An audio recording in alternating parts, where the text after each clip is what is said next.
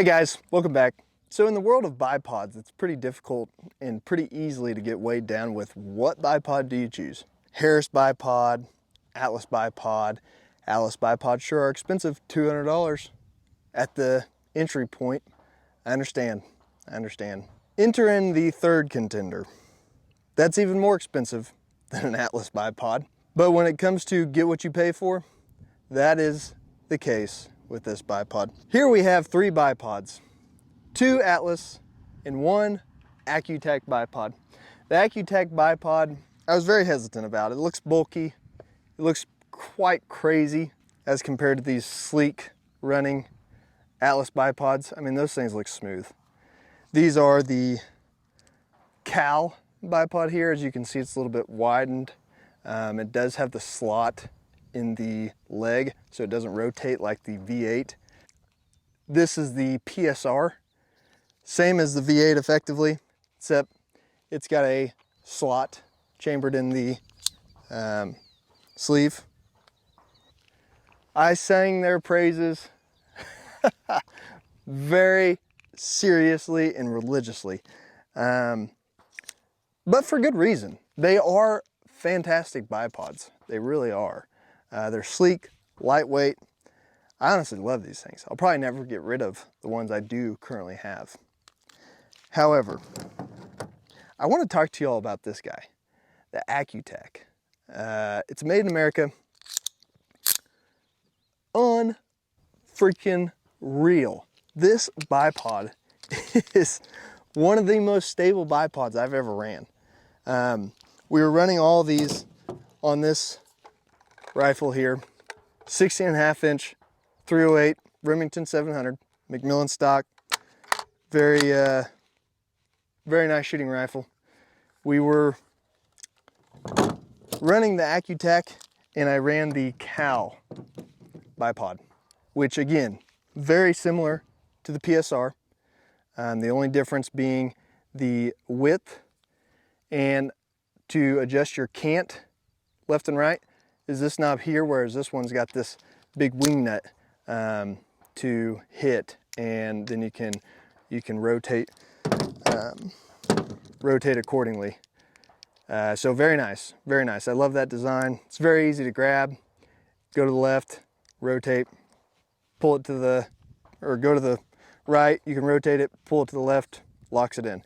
Very, very extremely solid design is this Atlas CAL Bipod. Change that the Accu-Tac has is it's just overall stability. You know, we're shooting 308, fairly manageable round. You know, we're not shooting anything 300 Win Mag or anything. And this thing was just planted. It's hard to describe just how a bipod, which seems so basic just to hold the rifle up, made such a difference.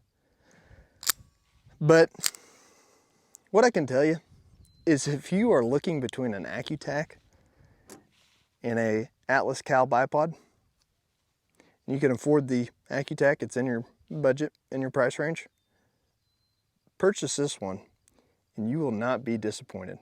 No one sent me these things. I paid for them with my own hard-earned money.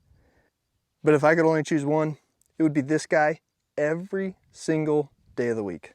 Every day of the week. I don't know what it is. I don't even know what it is that makes it so daggum rigid. You know, I don't know if it's, well, here, probably what it is right here. So see that notch? It's pretty low profile, pretty shallow. And there's a little bit of wiggle room right in there.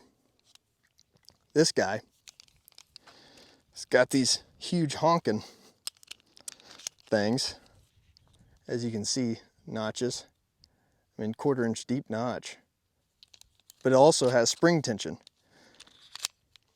right? Whereas this is just a button that rotates it, and then it's the weight of your rifle sitting on it against the ground to keep it in place. Similar in design, but the performance is, bar none, undeniable, and is going to allow for the Accu-Tac to take it home every single day. I wish I could explain just how different the two were. Maybe in this video that I'll show right now, you can see the stability that the Accu-Tac had over the Atlas. I felt like my rifle was just jumping around.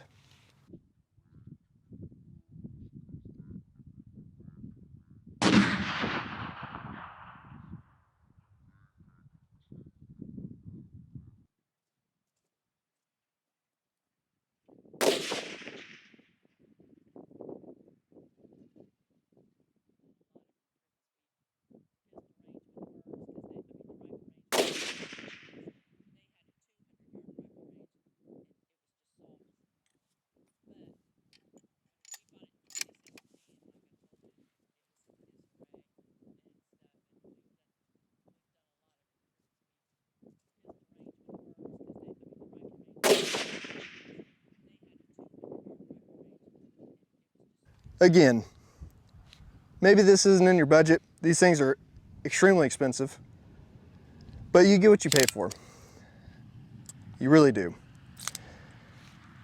Couple more things before I let you go. The difference between these as far as adjustment, you know, it's not rocket science here. Looks pretty good. I think you can get spiked mounts, spiked feet for each of these. One thing that this Accu-Tac, again, holds a big advantage to is the ability to bring that back up, spring loaded.